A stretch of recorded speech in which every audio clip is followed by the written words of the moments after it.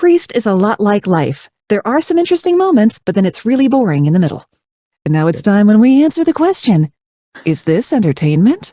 With your hosts, Jacob and Ben. You ready? Yeah, let's do this thing. Yep. Welcome to the ITE podcast with your host. Welcome. I'm now Jacob Aaron Miller. There's too many Jacob Millers, so it's official. I'm just going with it. And did you change your Twitter? I was always that Jacob Aaron, but now my name is Jacob Aaron Miller. Going full government name. A lot of criminals come up too as well. You know, that's fun. I almost couldn't get my apartment because my name was Jacob Miller, so that was fun. That was a fun Yikes. one. Yeah. Then they had to oh wait, you're the other Jacob Miller. Excuse me. Yeah. Okay. At any rate, for the second time ever, we have a guest who is Big Day. I don't know how to say this. I don't know how to introduce her because she does so many different things. So many things. But I think she's mostly known for her voice, we're Southern over here, for her voice. And please welcome to the show. How do I say it? Moxie how do I know it's Trust your instincts. Is that correct? You overthought it just a little bit. It is LaBouche. Moxie LaBouche. Here she is. There we go. Welcome. The longer and messier this gets, my COVID coiffure, the closer I get to just... Yeah, I've been a long-time fan of that methodology. It's much easier to deal with. Wow. It's English. I didn't do my... I've been going for the grow it all out. That's what the husband's doing. Crazy town. Yeah. Whatever you can do to make your life easier during these crazy times. Absolutely. For example, like listening to lovely podcasts, Is This Entertainment? And my show, Your Brain on Facts, also available as a book and soon to be audiobook. We're basically just in awe of how amazing your voice is. I could listen to you all day. All day. Well, and I guess I could. Boosh.com, you can order custom VO work. I'll be happy to say whatever you want within reason. Yeah. For a reasonable fee. As long as you're not Gina Carano. Oh, too soon. Okay. No, I can actually act. Ooh. Throwing down the gun. All right. So we're here to talk about Priest, but before we talk about Priest, I'm just a little bit curious about your voiceover career and how long you've been doing it, just for our audience, just really very quick. Yeah, tell us a little about yourself. If you want to do the 300,000 foot overview, I used to be a goat farmer and a burlesque dancer. I've stripped in front of George R.R. Martin. I've been struck by lightning, podcasting for 3 years, but I only got into professional VO about 6 months ago. So in that respect, still new. Okay. But as long as I have my mellifluous NPR voice, I'll be okay. Okay. I think you have to tell us about this George R. R. Martin, or can you? Yes. Is he as creepy as it sounds? Everything I do is at least a little bit creepy, or it wouldn't be on brand. It was my distinct privilege to produce the only author-approved Game of Thrones burlesque show. And Mr. Martin not only gave it his blessing, he invited us out to his theater in Santa Fe, New Mexico. So we made a national tour of it, and we're on the road for 3 weeks, working our way from the East Coast out to New Mexico, performing for him, and then back again. So I did my routine as the Mountain, because I am the smallest person on cast, or I was 5 years ago. Wow. That is amazing. And it ended with, I had made a doll of Oberyn Martell with a hollow head that I would put a raspberry donut in. Crush your head. That was one of those scenes where in the book, when reading the book, I was like, okay, this is pretty wild. And I had to go back and read again just to get a full sense of what exactly happened. But then, man, the show, I was like, they're not going to go there. They're just, it'll be from far away. Oh, no. And then, why would they pull that punch? When our MC, Ego von Hubris, who for a 30-year-old man looks a lot like Maisie Williams when he shaves. So he did half the show as Arya and half the show as Joffrey. He was reading the books when they first came out, got to the Red Wedding, and opened his window and threw his book outside in Maine in the winter and did not go look for it until the spring. He was just like, man, wonderful. Fuck this book. Luckily, I watched the first 3 seasons and then picked up the books. Yeah, devastating, I guess, if you're just watching the show than if you were reading along and following. It was still pretty rough. Watching a girl get stabbed in the belly. That was, oh gosh. And then I think the big takeaway from that scene, I think, is I've bad remembering actors' names sometimes. The actress who played Catelyn Stark, that scream after they kill Robb. Yeah. I think it's special little extra trophy for her. Yeah. Although she was Yeah. Is that the one that played Dark Phoenix? No, you're thinking Sophie Turner, not the daughter, the mother. I'm worse with names. Excuse me. So we're here to actually talk about Priest. Before we do that, though, if you're not listening to Your Brain on Facts, you should definitely subscribe to our podcast, Your Brain on Facts. And I'm curious how that came about. My head has always been cram-jammed full of bonus facts and did you knows and actuallys. Lots of those. Trivia. And there are forums for them, which I never bother to find. I just let them fall out of my face at will. And customers I'm checking out at the grocery store might not want to learn that avocados have giant seeds because they were originally distributed by a prehistoric ground sloth. They just want me to ring up the damn avocado and let them leave. Wait. The reason avocados have giant pits. I'm slow. Big seed. Mm-hmm. Okay, an avocado, for starters, is... You with me so far? Jacob, are you following along? I'm following. I'm trying my hardest. Okay. This is early. And you know how an avocado has a giant pit? Yes. Sometimes super giant, taking up the whole avocado and pissing you off. The reason it has such a large seed is it used to be in a mutually beneficial relationship, the trees as species, with prehistoric ground sloths who would eat the fruit and then poop the seeds out somewhere else. But the ground sloths went away, but the trees didn't change. Probably because humans came along and were more than happy to continue planting avocado trees with the seeds just the way they were. So there's not always a good time for one of these facts. I've derailed poop facts heated online arguments and made myself the mutual enemy by thinking now would be a great time to educate people on the etymology of the phrase devil's advocate. It's not. It never is. It never is. My husband got me into listening to podcasts after much effort because I had all of the preconceptions that people have, like, how do I find one? How do I find one I'm going to like? What if it's boring? I thought you had to stop what you were doing and listen to one, which is, of course, not the case at all. And then once I started listening to them, the first one being Unorthodox, the universe's leading Jewish podcast. I recommend both Jew and Gentile check that out. And I started listening voraciously, and I thought, you know what? This could be the way I get this stuff out of my head safely. The trouble is I research and write a 7-page script each week, and that just puts more stuff into my brain, which wouldn't be a problem, except I got struck by lightning 11 years ago, and some of the files are 404. Like a person who can't tell jokes well, I'll get halfway through the fact and then be really unsure about where it goes after that. That's amazing. I'm sorry you got struck by lightning, and that is unfortunate, and I'm glad you're okay. I think it was a secondary strike. Yeah. Okay. Because it hit my house first and lit it on fire, and then it came for me. Wow. We're glad you're still here. Yeah, we're glad you're still here. Oh my goodness. I'm only telling you the interesting parts. So why Priest? Because I got a text from Jacob the other day that was, hey, Moxie might want to come on our show and talk about the 2011 Paul Bettany movie, Priest. And I was immediately like, 1, wow. 2, of course. And 3, why? You know what? I'm going to move 3 up to number 1. Because you guys are covering WandaVision. And Paul Bettany's on WandaVision, and this ties in. So I'm not actually watching WandaVision. I have no concern for the cinematic universes whatsoever. I haven't been interested in comic book movies for a long time. It's just overdone for me. Totally fair. Yeah. And I'm like, how can I tie us all together? I'm like, oh, Priest, it's a pretty good movie.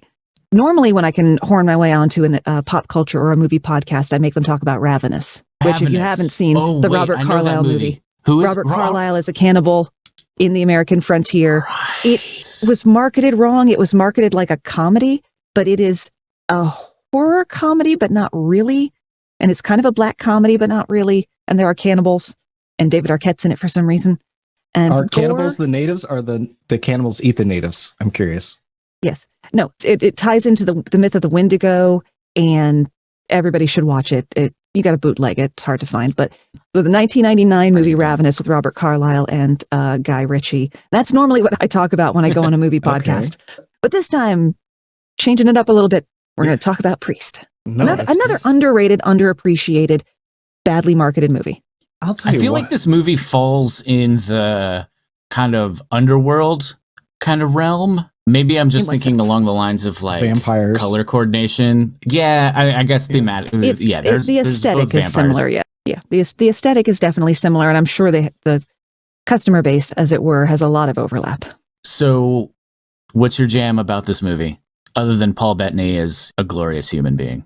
Yeah, he just 100% nails his performance. Everything about it is great. The recently passed Christopher Plummer, also same, just like to the nines. I mean, I can't say I love everything about the movie. I have many notes.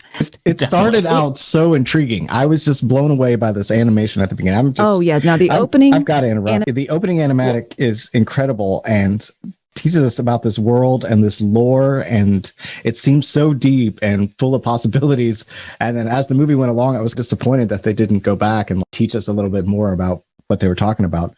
But the world building is thin in places. Yeah, but bonus fact, the animated sequence is given to us by, tied for first place in most famous guys named Geddy Tartakovsky of Samurai Jack. Samurai Jack, which I have not seen. Have you seen Samurai Jack? I have not. Okay, so not. tell us about Well, somebody out there just creamed their jeans, I assure you. They're probably screaming. Yeah, the one listener we have is probably, I'm unsubscribing. I'm sure it's at least 3 by now. Yeah, we're good. Up to a good 30, I think. Pretty solid. Yeah. Yeah. Getty, what a fun name. That needs to come around. The only Getty I can think of is Getty Watanabe. Nope, now there's 3. Ooh, who's the other one? Getty Lee, who's that? Now there are people screaming at their... Oh no, I've upset some people. We're really bad at this. we connected some dots before we got on here, Ben. All right. Googling happening. Oh gosh. We do have a segment called Two Guys Googling. All right, Jacob, what are we looking at here? This is which one is this? I'm going to have to ask Moxie because, okay, like this movie, we can relate the leaders of the priesthood to Catholicism, I think, fairly. Am I missing the boat here? The same word, but just to sum up the setting of the film, vampires are an entirely separate type of creature that evolved, parallel to human beings. They're not human looking at all. And the church declared that they were evil, specifically because they have no eyes. The eyes are the window to the soul, even that's not in the Bible, but that's the basis of the film. Yeah. And so there's a great war between the humans and the vampires, and these highly skilled fighters were indoctrinated, called priests. They have a cross tattoo, which looks stupid, except Paul Bettany absolutely rocks it. And carries I feel like everybody really pulls this off. Yeah. So mankind defeats the vampires, but they've retreated into walled cities that are now under the complete control and protection of the church. And so it's Blade Runner meets the Crusades in there, the feel of it. But once the war was over, the priests were disbanded and ostracized by society. And it's not like you can go and get a job with that giant cross forehead tattoo. Such a bad move. The whole first third of the movie, I'm like, why would they cast these people out? They are super skilled. You got to figure out a way. They save them to enter these guys into the workforce. They can jump long distances. Yeah. They can at a distance. They can work. Like, what's the deal here? Yeah, like we can't put them on some special projects. Yeah. Like maybe figuring out how to get the sun back into the city. How do you even let that happen when your main antagonist? This film is based on, I did look at this part, a Korean comic book. Yes. So we are being liberal with the word based. Okay. It doesn't hold very... It's more based on the idea than actually following the thing. If you think the Preacher TV series was close enough to the book for you, you'll probably find this to be a very close parallel as well. Gotcha. Okay. Ooh. I couldn't get... I enjoyed the first season all right, and then it just kind of kept going downhill. I don't want to be the book is better guy, but the book is better. Yeah. The animation style at the beginning of Priest. So does that vibe at all with the source material, or is that style completely different from the books? I didn't look at any interior pages, I'll confess. I just was like, fair. Oh, there's an image of the cover of the thing it's based on. No, it doesn't look Tartakovsky-esque. I think that segment exists just for its own sake. And gotcha. So cool. So there was zero real tie-in. There was, yeah. Gotcha. Tenuous threads. Yeah. Okay. Just be here now, buddy. That makes sense. Just be here with us. Be here with us. Come on, man. Let's just breathe. Breathe in. Let's just take it in. And I also do guided meditation. I am boring. And breathe in. and feel your body relaxing. I have a brain of a coked up squirrel, so guided meditation's not for me. All right, so let's talk about Karl Urban for a minute, because he's in this movie. This is pretty early Karl Urban, right? Oh, no, 2011. By that point, he's pretty established. Yeah, because by this point, Star Trek's already come out. Lord of the Rings has already happened, which I think Lord of the Rings Karl Urban is my favorite Karl Urban. I don't know why, but I feel like he's more of a dirty blonde. I was going to say it must have been the hair. Yeah, the hair, just like that. I was like, that dude's badass. But this version, it's got like an Eastwood vibe that I dig. Yeah. And that's another thing, speaking of the hat, that the characters who are or were priests don't have names. Don't have names. Yeah. So that's another thing, like the life of the priest was just so singularly focused, which makes them being just turned out into the world that much crueler. There's no mention of them ever reclaiming their original names. They're just priest. And he is no longer a priest. The priests had been clearing out a hive of vampires, and they thought he was killed. He was actually turned into the first human vampire hybrid by the Hive Queen. And yes, very sexy, long black duster, black hat. So his character is referred to as Black Hat, and really wide set fangs, which is subtler and sexier at the same time. Because you might notice I'm of the old school sexy vampire school, that kind of 90s sexy vampire school of Tom Cruise, Interview with the Vampire, and If You Were Really Desperate, Forever Night. Really desperate. So this is the aesthetic I'm here for. So then what does True Blood do for you? It was on my list until such time as it became culturally irrelevant, as so many things Gotcha. will do. Because Stephen Moyer plays Priest's brother, and at the beginning of the movie I was like, vampire, but not vampire. Not this time, no. Nope, not this Vampire time Hunter around. this time. Yes. With what about pithy one-liners. I never saw Dread. Oh my gosh, Karl Urban. You probably the boycotted the remake. movie because he's in it. But it was a pretty slick one-off, I thought. It wasn't terrible. I just didn't watch it because I saw references to him constantly taking the helmet off, and I knew that would have pissed me off. Oh no, I thought in this one he didn't take the helmet off. I thought that was a direct to the Stallone version. I might have to go back. I don't know. I saw think it might have been like one scene. Interest was middling anyway. Yeah, it was one of those like if it was gonna be on and I happened to catch it at the beginning, I'll watch it. But if I'm sitting here and the remote control is more than 3 feet away, absolutely. Yeah. So you're not watching WandaVision, but did you watch Mandalorian? I was just curious. Did you watch Mandalorian? We actually just started it. We've had it in our possession for quite some time, and I have difficulty making myself sit down and focus on a thing. Like my brain says, we can't possibly watch a movie and then watch YouTube for 3 hours. I'm working on it. Okay, so these vampires, these were monsters effectively. So what were the human vampire guys that were just hanging out above ground? The familiars. Yeah. The familiars. Groupies, vampire groupies who are bound to the vampires. And since these vampires, like traditional Western vampires, can't go out in the sun, they have these humans who, I don't know what the end game is for the familiars. It's just like goth kid. Yeah, do they get any special? They get any special features? Yeah. No, either I'm forgetting something that they said offhandedly to try to close this plot hole, or it really was a plot hole again. Because Black Hat is the first human vampire hybrid. It was completely unknown of until him. That's why I was confused. Yeah, what are those guys? What are they getting out of it? Yeah. Call us here at the studio. Let us know. Right. You can tag us on social media. I think they're just protecting them during the day when the sun's out. Wouldn't that effectively be? And getting them chicken blood. Because all the only things that survived the apocalypse apparently were the humans, the vampires, and the Rhode Island Red. You got That's it somehow. And they really like these goddamn motorcycles because they spend so much time on the motorcycles. Absolutely. The aesthetic of the show. Powered. Yeah, it didn't know what it wanted to be because the beginning seemed so manga-ish with the animation, and then it went into Blade Runner territory, and then it's going into Western or steampunk because of the bikes, right? Yeah. One thing that may have caused a lot of these problems is that it was directed by a stunt coordinator. Not that's a bad thing, but it was, I think, his first outing as a director. So he approached it as a stunt coordinator. So the stunt sequences are balls out amazing. But then getting them tied together in the form of a film, that gets a bit dicey.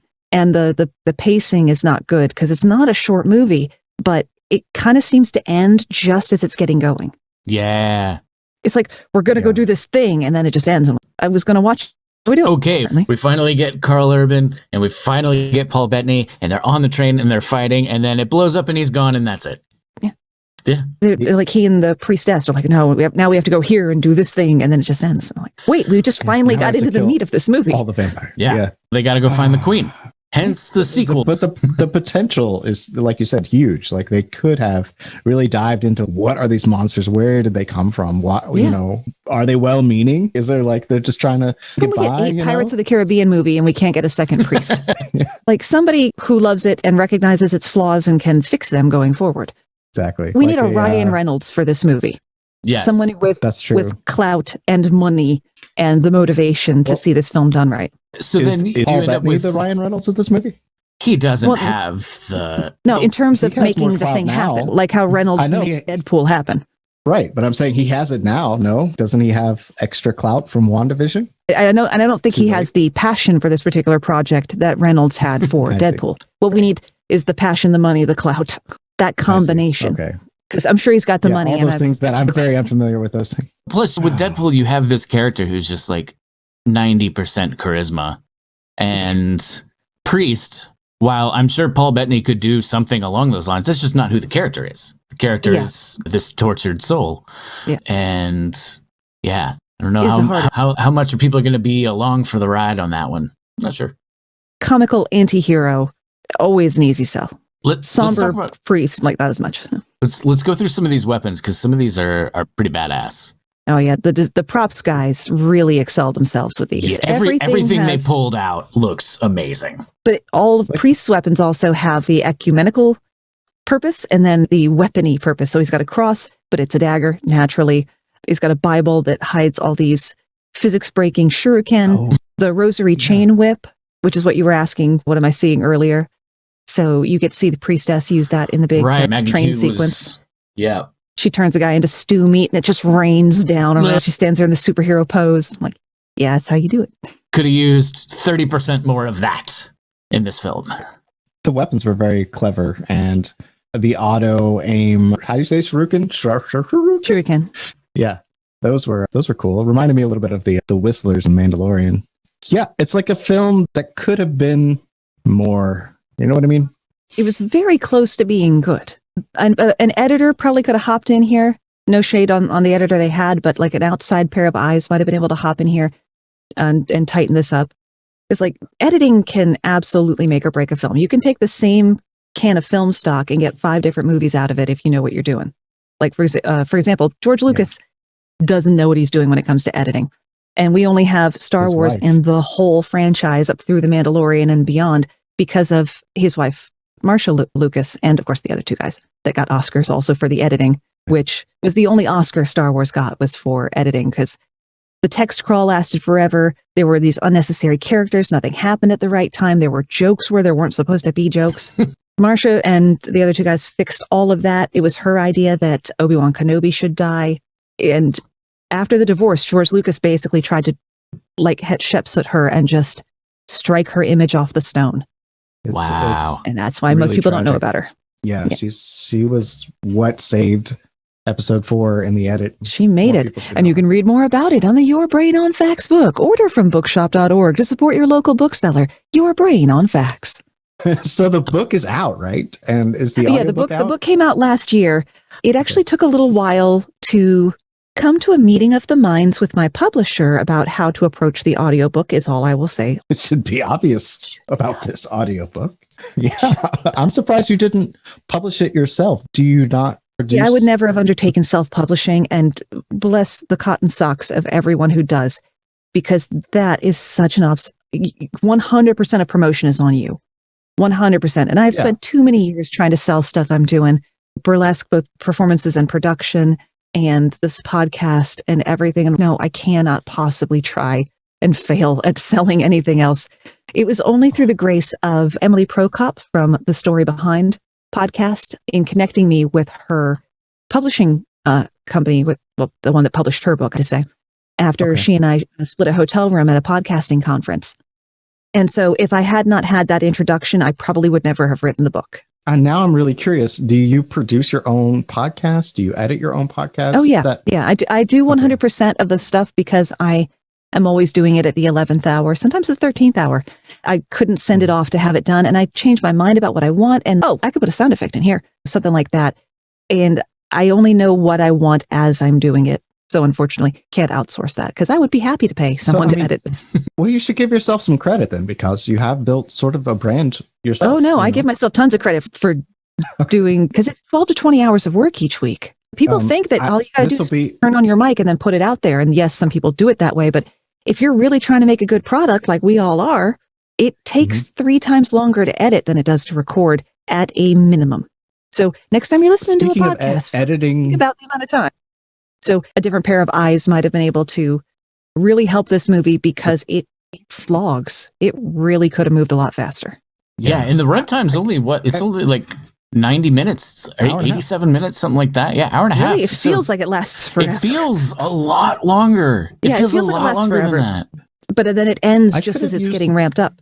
I could have used more train scene. I could have used more Karl Urban doing his own thing, like going off, like maybe trying to spawn more of these hybrid human vampire things. Like I could have used more lore. It's weird. It's like the opposite of what you probably normally would add to a movie. Like they just went, okay, let's just do all action sequences. It feels like a conscious effort to really start in the middle or middle to end of where things are, creating this new beginning. It's like, hey, this is the world as it has been. These are the things that have happened, and we're taking it from this point, and don't worry about all that other stuff. Right. And then, the priesthood thing.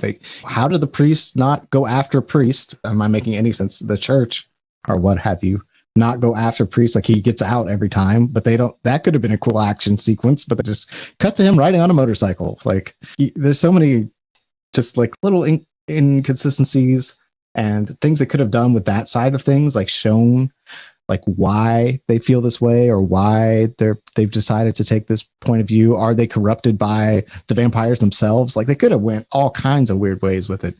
And instead it's just, we're just the bad guys.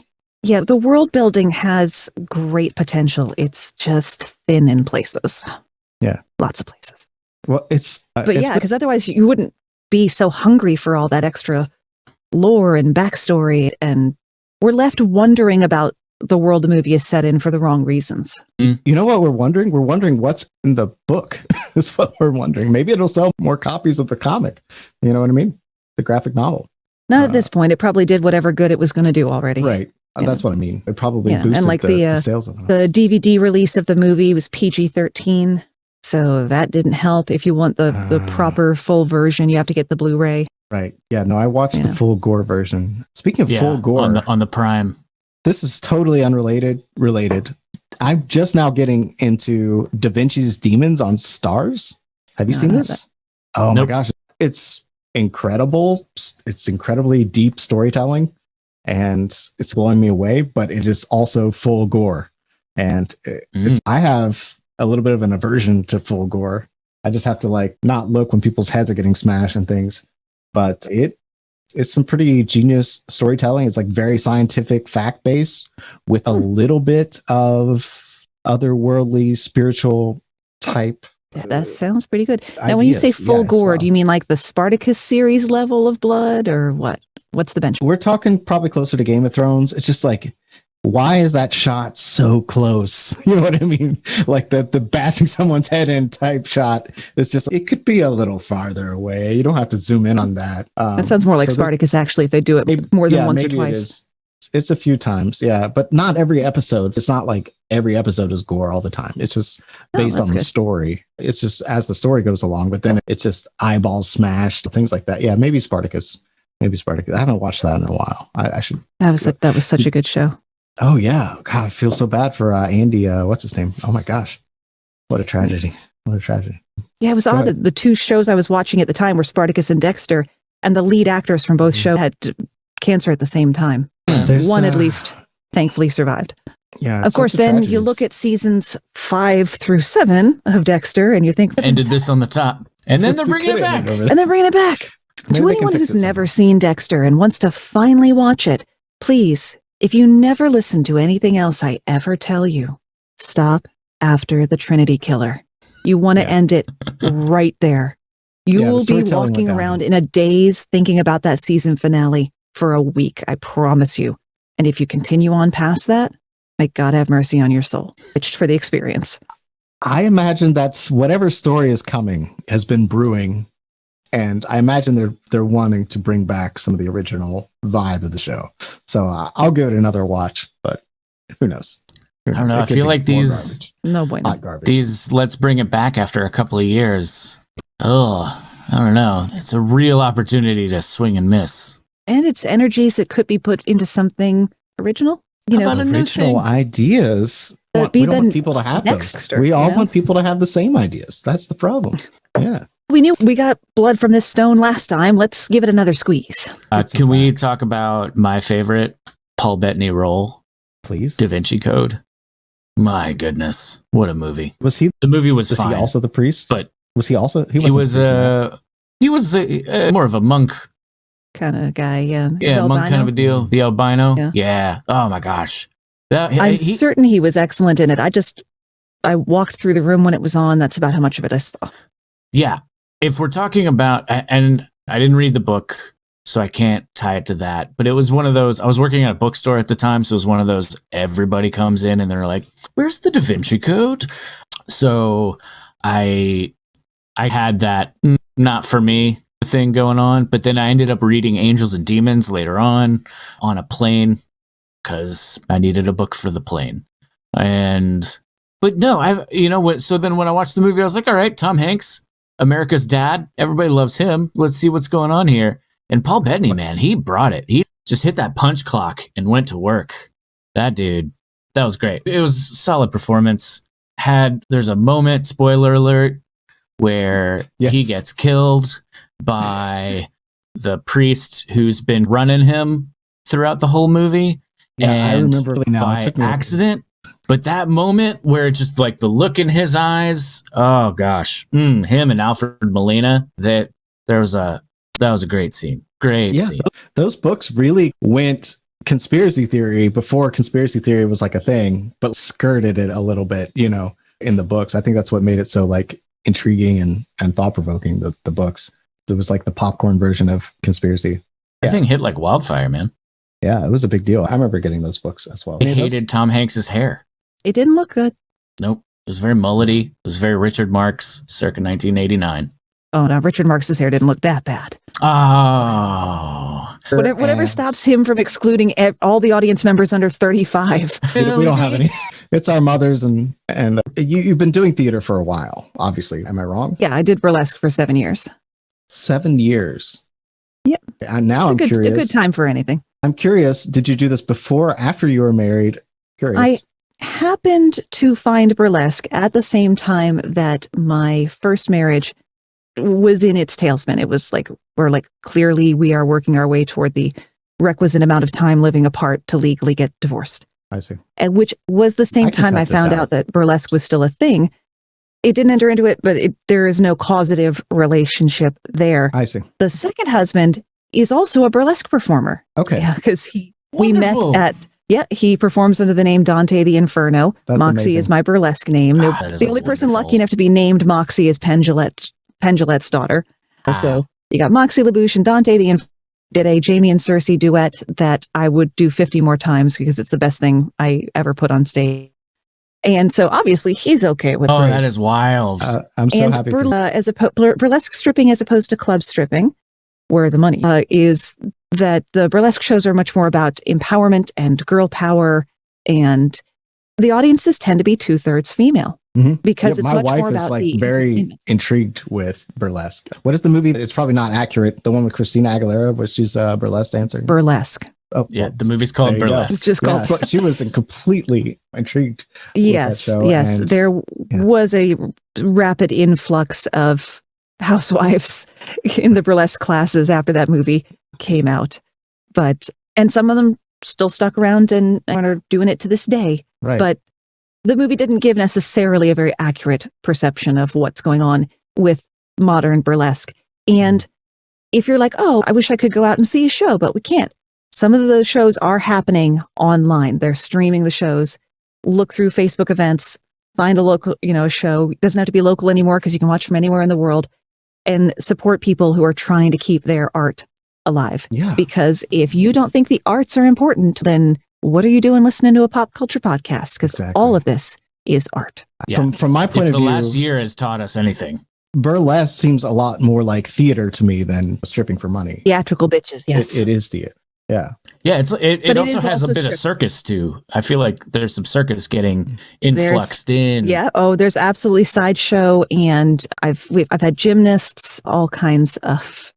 Basically, burlesque and variety tend to go together in one breath. And since variety can encompass everything, my shows have included everything from swing dancers to contortionists to a flea circus to fire performers. If you can find a venue you can do that in.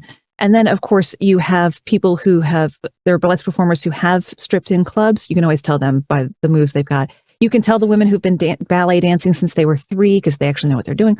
And then the rest of us who just saw this wonderful thing and latched onto it like lichen and couldn't be shaken off. Yeah, the costumes, the set pieces, it's a real performance. It's not what I don't know, maybe some people think it is. Yeah, because it's the entertainment is the primary purpose. If you happen to get excited during the show, that's fine, but you keep that shit to yourself. We all know, we all understand. We just don't talk about it. Don't make it weird. Yeah. Don't make it weird. It's a great rule. It's like it's a great rule. Ben does a bunch of, or used to do a bunch of improv, Both former theater kids. Yeah. We went to performing arts high school. Jacob was a musical theater major. Yeah, I was the singing, dancing type, believe it or not, which is hard to believe. I know. I did improv and stand up for a bit, and good on you, stand up comics. Oh, stand-up is so hard. She is a harsh mistress. I'm curious. I would much rather be stripping. So you did stand up comedy. No, I did it off and on for a year and a half. And Ben has mentioned like how hard it is and how a joke can just go the wrong way or be seen the wrong way.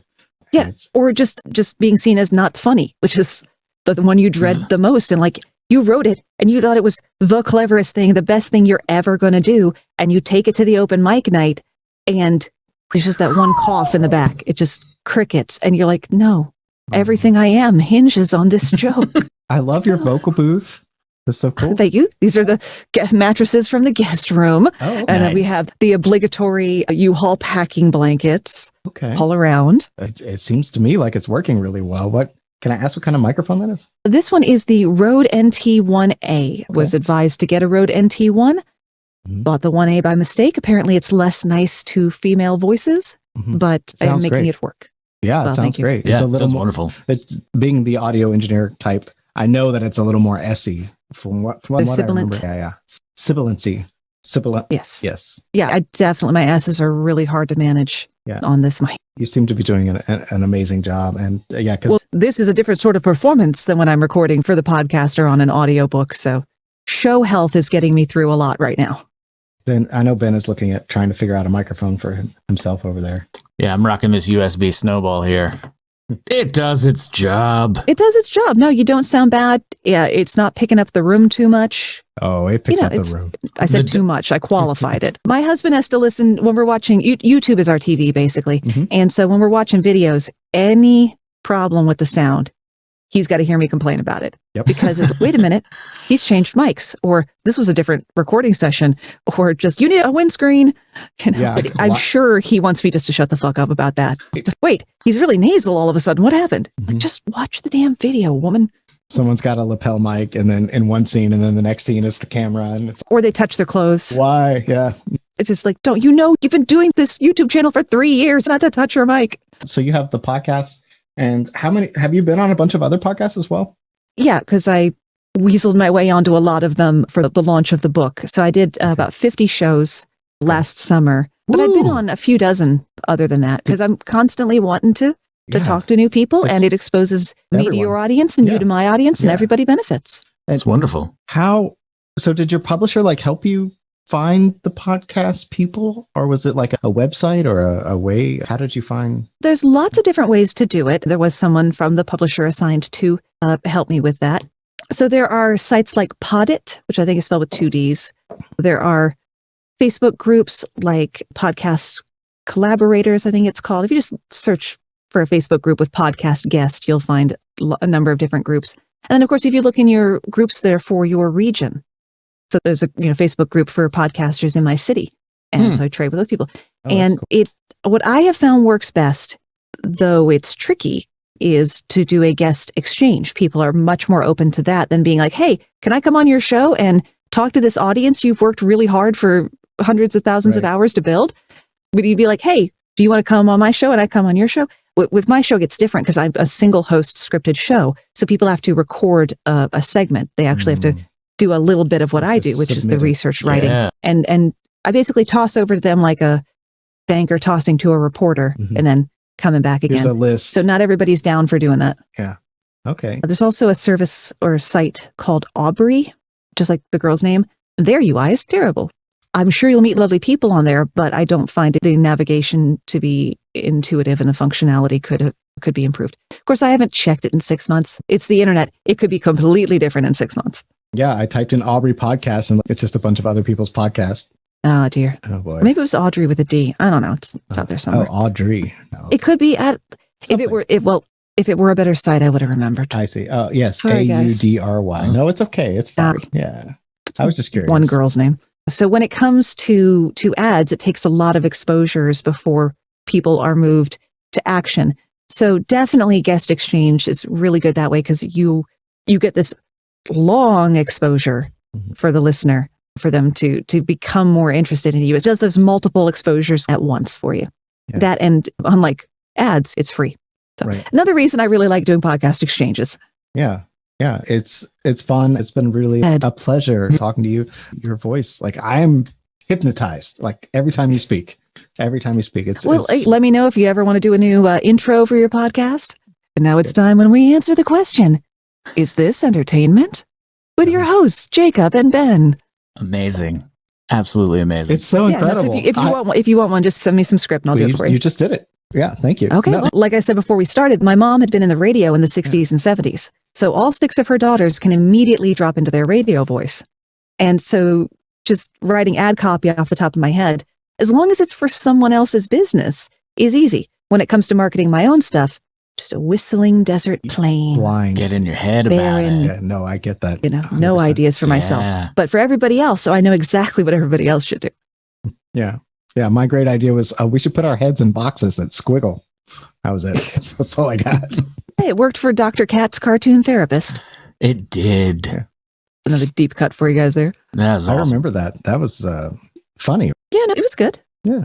Good time. What are we talking about? Let's do a final run on Priest here. Let's do final thoughts. Let's finish this thing.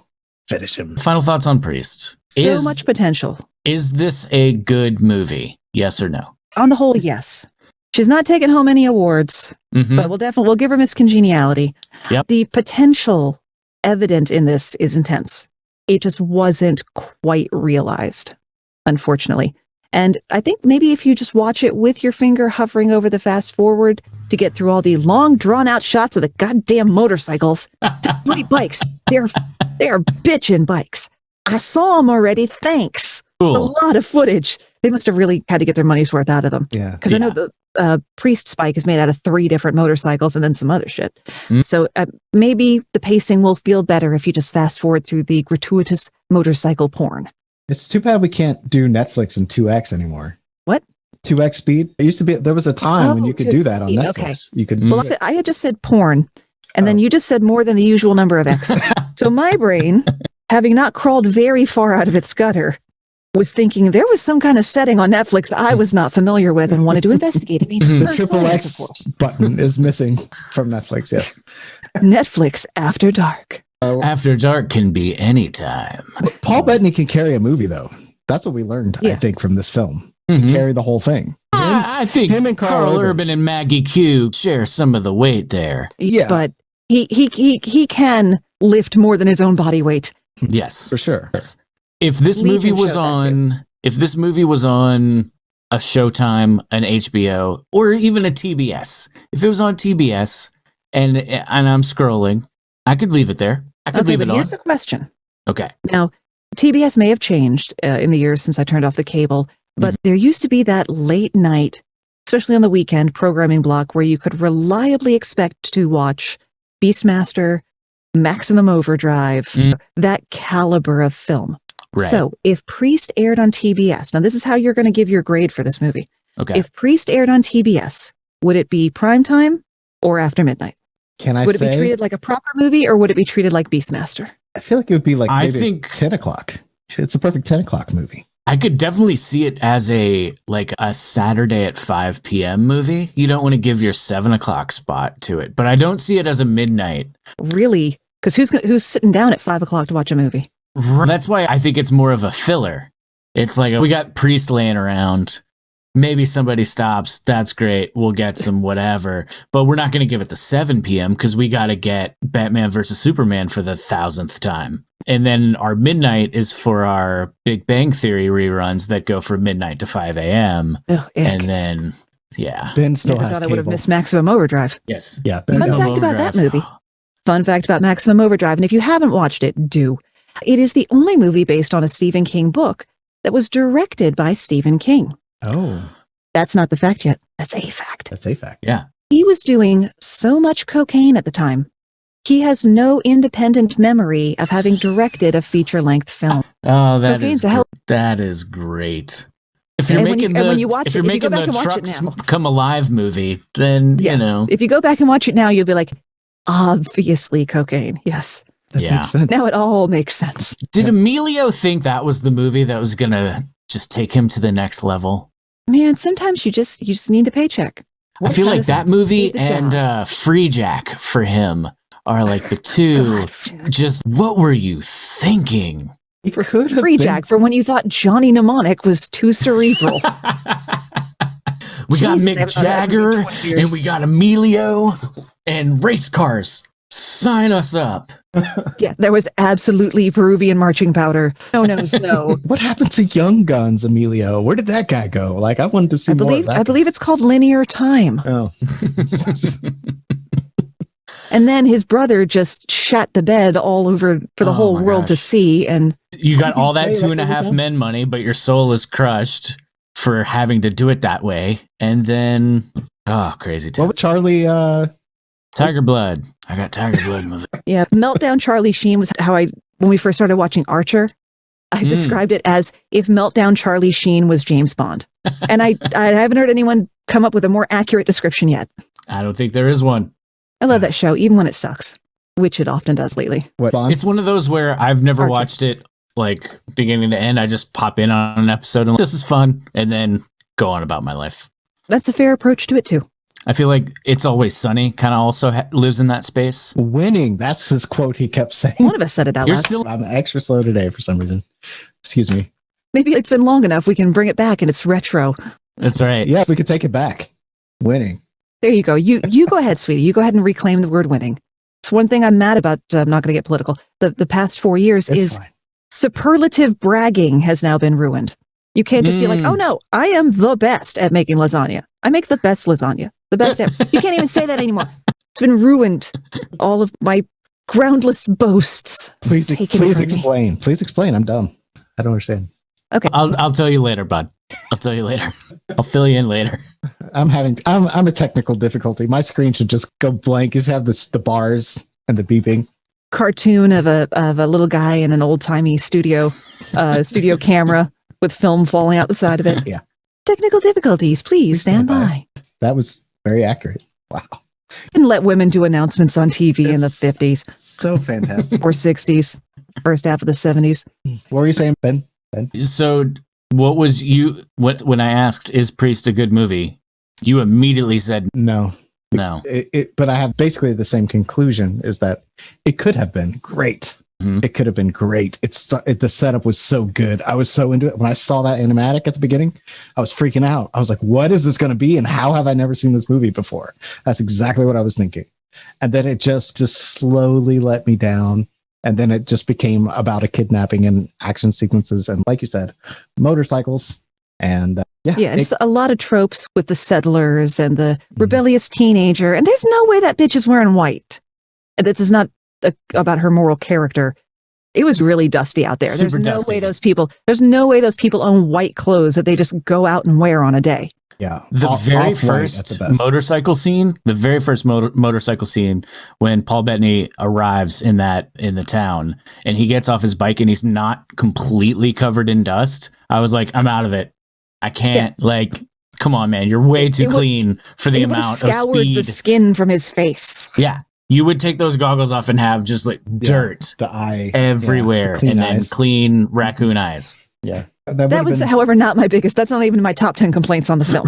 The star doesn't actually get dirty. We could say that about a lot of movies. There's something about like, this isn't a period piece, but you have those Westerns where everybody's just really clean or just I don't know. It's one of those things that takes me out of movies where the characters, like, that there's no way that they're dry cleaning You're not these actually clothes. in that environment. Nobody's living in that. They're way too clean. There you go. All right. I think we should wrap it up. Am I jumping the gun? No. I feel like we've gotten a lot off our chests. Yeah. Yes. Yes. I just wanted to say thank you, Moxie, for coming on here. This is Much for having me on your show. Yeah. Thank you. This has been a lot of fun. Yeah. We really appreciate you. Is there anything you'd like to hear in my NPR voice before I go? You said you didn't want to get political, but if you wanted to, you'd go nuts. No, we don't need to do that. No, we don't need to ruin everybody's fucking day. Why would we invite that into our lives? I'm still savoring the fact that it no longer feels like the news is stalking me, which is how I felt for the last 4 years. Yeah. Just have a day to relax. Yeah. Just not think Nothing about has it. exploded today, literally or metaphorically. Yeah, This nobody is said anything cool. super crazy. Just be chill. Man, Like, you see that Twitter rant this morning? No, neither did I, because it didn't fucking happen. What's a good thing to hear in an NPR voice? Oh my it's goodness, perfect. I'm blanking. If you, I could just close with a string of profanity. Love it. Love it. Twat waffle, pussy blood fart, cunt nugget. All right, I feel like you just had those loaded in. Yeah, my default setting is drunken sailor. This podcast We is know not that's for actually not children. true because content warning. Oops, sorry, a little late. No, we don't even say that I swear like a sailor because I married a sailor and he cannot keep up with me. You must have so much fun all the time. Again, I just told you the really cool things that happened to me. So you heard 4 good anecdotes from a 41-year lifespan. There is, like in this movie, a lot of dull shit to fill in the interim. And I think that about. That is better a analogy button you if I couldn't ask ever for. heard one. That's great. So Priest is a lot like life. There are some interesting moments, but then it's really boring in the middle. Yeah, definitely. Thank you so much. Thank you so much. Oh, thank you for we having really me. appreciate you. Please go listen to Moxie's podcast if you need more facts for your brain, which I feel like we probably all do at this point since we've been Absolutely. mind controlled by social media feeds. So please listen to your brain on facts. Like that. Okay. Just go like listen that. to It's your brain on facts. Your Brain on Facts. Your brain on podcast. facts. Please listen to it. Go over there. She has a legitimate podcast, which please that one With words and stuff. words and stuff. It's all thought out. What else, Ben? Anything? Oh, like, subscribe, do all the things. Comments. Give us a comment. If you're on the YouTube, samesies, hit that thumbs up. It's been fun.